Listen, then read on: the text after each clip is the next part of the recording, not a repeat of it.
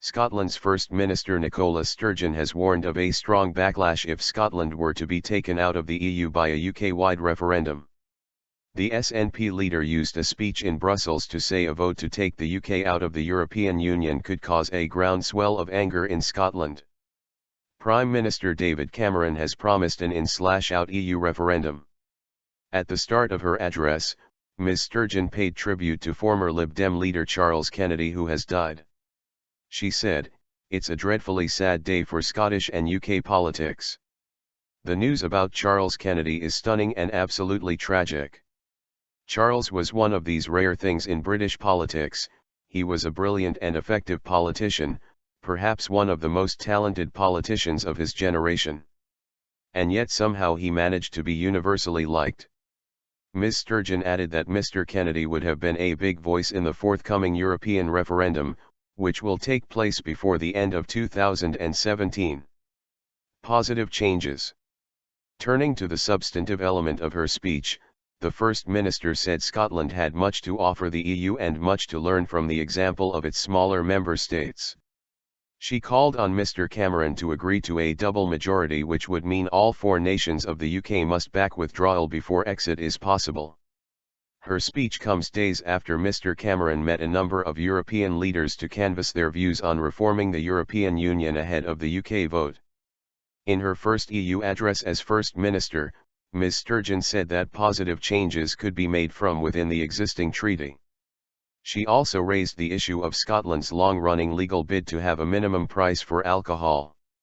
The Scottish government is locked in a legal battle with Europe over setting a minimum price of 50p per unit of alcohol. The Alcohol, Minimum Pricing, Scotland, Act 2012 was passed by the Scottish Parliament in June 2012. However, it has not yet been enacted due to a legal challenge filed with the Court of Justice of the European Union. The Scottish Government embarked on minimum pricing because it said the alcohol problem in Scotland is so significant that groundbreaking measures are now required. Ms. Sturgeon said, "The EU should focus on areas where joint working and cooperation will make a tangible difference to the lives of its citizens. In some areas, that means that the EU should leave member states with the autonomy to tackle pressing problems.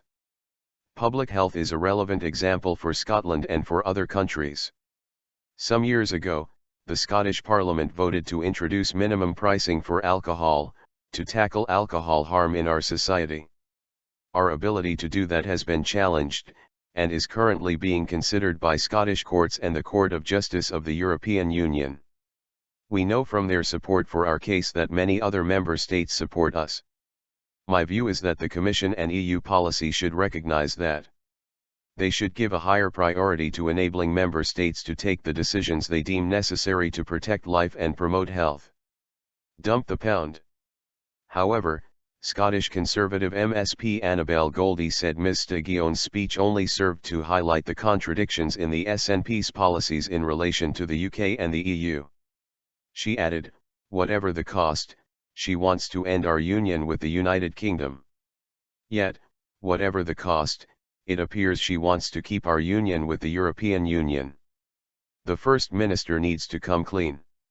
Since she is so opposed to the UK and so supportive of the EU project, surely she should just admit that the SNP would dump the British pound and back the euro.